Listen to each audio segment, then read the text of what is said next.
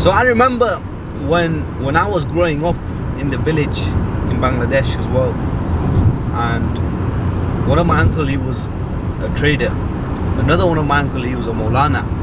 Another one, he was like a college student at the time. So I saw the difference and the contrast in the way they used to even dress as well. And the one who was a trader, he was very, very traditional. He was the eldest, and he was very traditional, and he used to dress with the pure Bangladeshi traditional dress, and I saw it firsthand. The Maulana one, he used to dress in the Islamic dress of Bangladesh. So he had the Kabuli set, he had the Punjabi set, he had the Jubba, he had all of this. So he had the various versions of the Islamic dress as well. So why they call it the Islamic dress? Because it fits in to the criteria of prayer. So like, you can't have a short like even shirts these days would fit into the criteria, because as long as it's covering the back, because you can't have a top that opens the back. If it opens the back, then the prayer is invalid. So that's why we need to have your back covered, and obviously it fits into the criteria. And these were also traditional dresses of the ancient people, shall we say. So those and people's traditions, and because it fits into the role of prayer, that's why I'm guessing that's why they call it the Islamic dresses. Okay, so moving on, I saw he used to have the gamsa as well, and he used to have the hat, and he was a traveler. He used to always go various places. He used to have his, what you call it, the sati, what you call it again, umbrella. He used to have an umbrella with him. Even if it's a sunny day, he used to have his umbrella, because he used to walk a lot, and you have to have the umbrella to just for the shade back then, and I remember he was very, very traditional. He used to wear the lungi, he used to have his shirt, and that's how he rolled basically. So I saw it firsthand. Again, spicy food, that's the cultural side of things.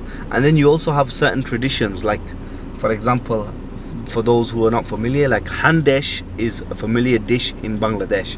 I don't know what they call it in England. And then you have in Pakistan, India, you have something like laddu, which is traditional for those regions, and the handesh would be the like for like. In Bangladesh we have handesh and they have laddu, which is very similar, but that's what it is. Which one would you prefer?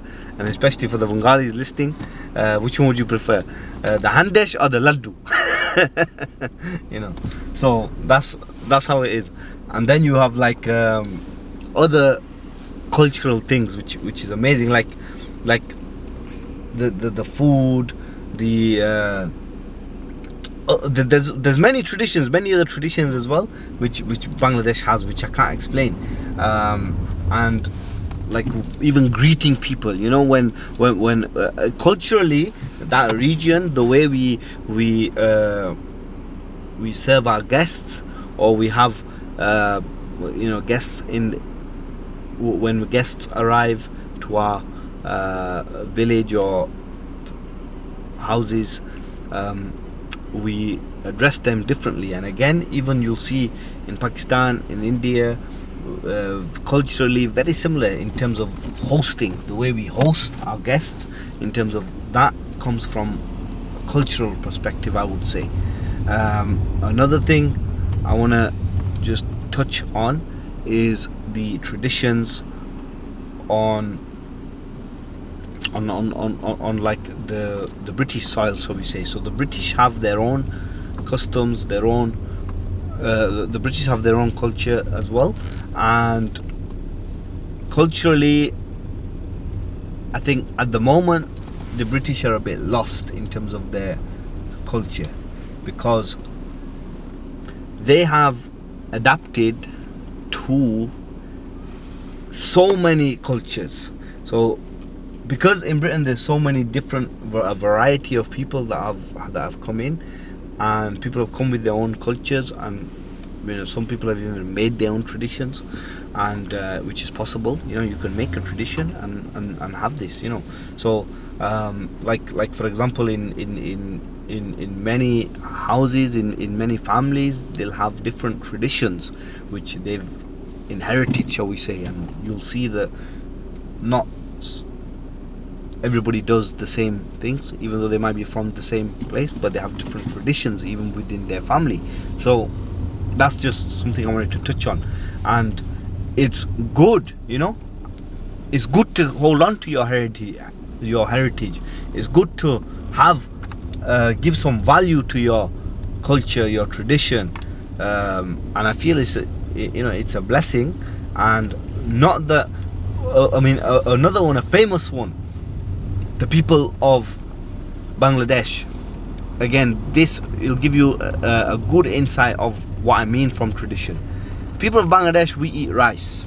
The people of Pakistan, they eat chapatis or rotis. The people of India, depends where they're from, it's different traditions, I guess, and that's how it is. And they have a lot of bhajis and stuff. People in Bangladesh, we eat a lot of traditionally, where we eat a lot of fish, and we have a variety of fish dishes, vegetable dishes, you name it. It's the food, like in the food quantity and the food choices, you name it, the food choices and the variety that you have in Bangladesh is probably the most on the menu that I have found, because I know people from other traditions, other cultures. I know people from the other regions as well, and I don't think they have the same variety in terms of what we have in Bangladesh. India does have quite a lot, but they are quite next to each other as well. So the further, but trust me, like in Bangladesh, we have so much variety. There's things which you won't even heard of. There's one called hutki or futki shira, which is the dry fish, which some people don't like, some people like, but me personally, I love it. It's one of the Bangladeshi favorites.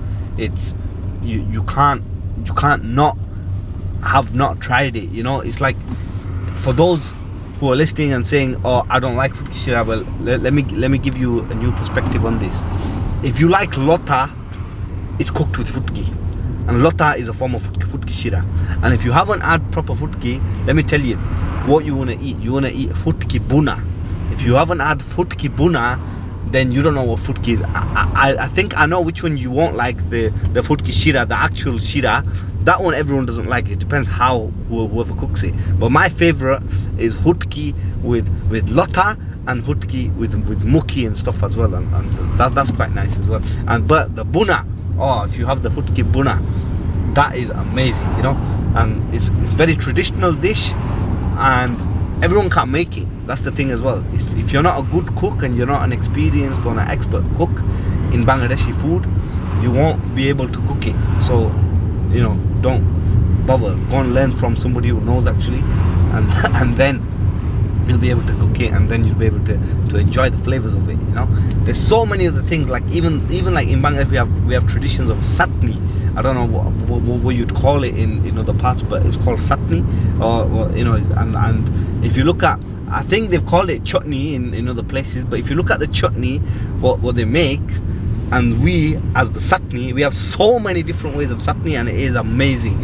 This is like, it's a form of street food as well. You go everywhere and you have the street food, and the traditions of the satni and all of this is just next level. It's like, that's why every time I go, whenever I go, I go more for the enjoyment of having these traditional foods, etc. And you have like boroi and all of this. You can't beat it. The traditions that we have there is next level. Again, cultures, though all of those I've just mentioned, they're traditional to Bangladesh, right?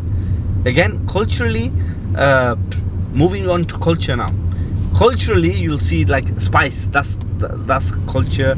The way the hosting, the guests, etc. That would be within culture. That falls under the culture, I would say. Like mehman and all of this. And again, like some of the cultures have evolved from religious text as well, because of course I'm not saying religion isn't, of course religion is important, like, but the difference of it is this: it's like religion will tell us how to do it right, okay?